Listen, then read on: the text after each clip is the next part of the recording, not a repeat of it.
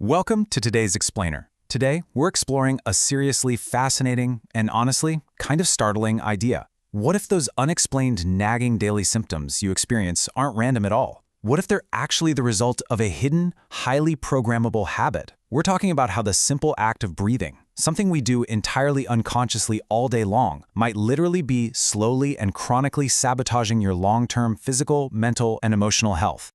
Okay, let's dive into this. Are you constantly tired? Do you struggle with generalized anxiety? Or maybe you're battling this relentless brain fog that just will not lift. It's incredibly common to just brush these off and attribute them to the stress of modern life, right? But the source material we're looking at today points to a much more specific physiological root cause. Validating these widespread, mysterious modern symptoms is really the very first step to understanding how your own body might actually be working against you. To give you a sense of just how severe this hidden culprit can be, get a load of this staggering statistic.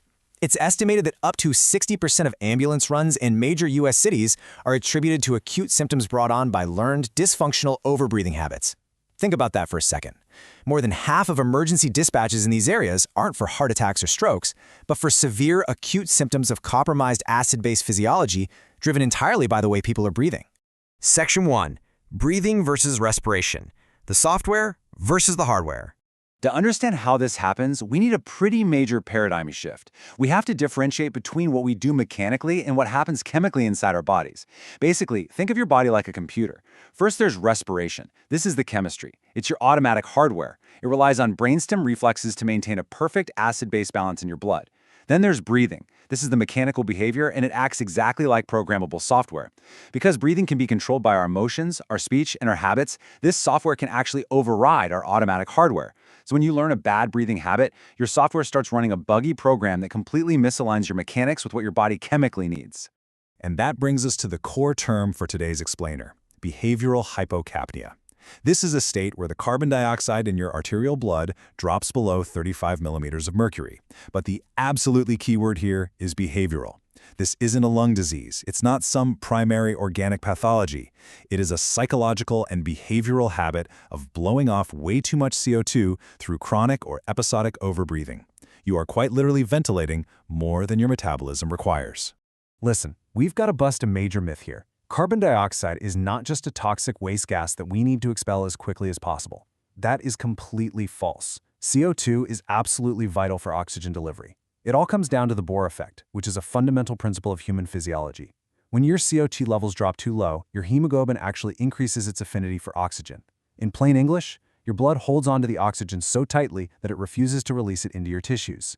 By overbreathing to get more air, you're actively starving your brain and your body of the very oxygen you are desperately trying to inhale. Section 2. The physical toll of hypocapnia. Now, what's really interesting about this slide is the biological domino effect triggered by this chemical imbalance. When we look at the sheer volume of physiological consequences over the long term, it's honestly staggering. We see everything from bronchoconstriction to major cardiac compromise. But the most alarming effect is what it does to your head. Behavioral hypocapnia can cause up to a 50% reduction in cerebral blood flow in a matter of seconds. Half of the blood flow to your brain just gone, simply because of a learned breathing habit. Breaking that down, we see a vicious physical chain reaction. First, that cerebral vasoconstriction starves the brain of oxygen and glucose. Then, smooth muscle constriction kicks in, which means airway resistance in your lungs and uncomfortable cramping in your gut. It totally alters your electrolytes, causing calcium and magnesium imbalances that lead to chronic muscle spasms and fatigue, a condition known as tetany. It increases acid buildup in your neurons and even heightens your risk for thrombosis or blood clots. Your entire system gets thrown into total chaos just from a subtle shift in your blood's pH. And you know, there's a good chance you might be doing this right now without even realizing it. Have you ever heard of screen apnea? It's this incredibly common, unconscious habit of breath holding and restricting your breathing while using smartphones or responding to emails. These transient, everyday drops in CO2 from digital stress solidify over time. What starts as just a brief moment of tension while reading an annoying email turns into a rigid, chronic physical habit that severely compromises your long-term cardiovascular and respiratory health all day long. Section 3. Mental and emotional traps.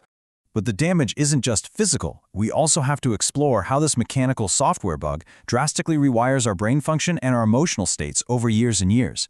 And this brilliantly illustrates the long-term mental toll, which is staggering. We see systemic issues like attention deficit, panic, anger, and severe brain fog. The real tragedy here is that these hypocapnia-induced symptoms are frequently misdiagnosed by medical professionals as standalone mental health disorders. Patients are treated for primary anxiety or depression, when in reality their faulty breathing habits are manufacturing these emotional states right from the ground up. So what's actually happening in your brain here? Well, because of that cortical hypoxia we mentioned earlier, the prefrontal cortex becomes impaired, resulting in severe ADHD-like symptoms, poor focus, impulsivity, and terrible working memory. It completely disrupts your slow wave and REM sleep, ruining your memory consolidation and leaving you perpetually fatigued. Furthermore, the alkaline shift in your blood suppresses calming neurotransmitters and ramps up the brain's excitatory signals. This creates neuronal hyperexcitability. Your brain is literally locked in a relentless chronic fight-or-flight state of heightened anxiety, panic, and fear. This brings us to a fascinating yet admittedly kind of dark psychological reality from the source material. State-dependent learning sets the stage for chronic overbreathing habits, a form of chemical addiction. See, when people experience trauma or painful emotions, they often unconsciously overbreathe to alter their consciousness. It induces a state of dissociation, a way to escape the emotional pain. But because of state-dependent learning, they become trapped. They learn to rely on this altered, hypocapnic state to function day to day, essentially becoming chemically addicted to their own dysfunctional breathing just to avoid feeling vulnerable. Section 4. Unlearning dysfunctional breathing. But here is the incredibly empowering news. Because breathing is a learned behavior, you can reprogram the software. This is our target, 35 to 45 millimeters of mercury. This is known as the Eucapnia zone. It's the healthy, normal carbon dioxide range we absolutely need to hit to restore our internal acid-base balance. Hitting this zone brings the blood pH back to normal, dilates the blood vessels, and allows oxygen to finally flood back into the brain and tissues where it belongs. Let's move to and see how this builds, because achieving this requires a structured therapeutic process. Step 1 is capnometry monitoring, using biofeedback tools like CART, that stands for Capnometry-Assisted Respiratory Training. Patients get real-time visual and auditory coaching. They can literally sit there, see their CO2 levels on a screen, and watch how changing their breathing mechanics instantly alters their internal chemistry. Step 2 involves this super interesting psychological technique called negative practice. Under the guidance of a therapist, patients intentionally turn their dysfunctional breathing habit on. They deliberately hyperventilate in a safe environment to induce mild symptoms like dizziness or tingling. Why? Well, because it teaches them tolerance. It helps them unlearn their conditioned fear of panic attacks. Once they realize they are entirely in control of the symptoms, they practice actively turning the habit off by relaxing their muscles and letting natural reflexes take over. And finally, step 3 involves concrete, daily physical interventions to mechanically slow the breathing rate down and restore those chemical reserves. Things like the Buteyko method, which focuses on slow, shallow nasal breathing to deliberately accumulate CO2. You can actually track your progress with a control pause, aiming for a comfortable 40-second breath hold after an exhale.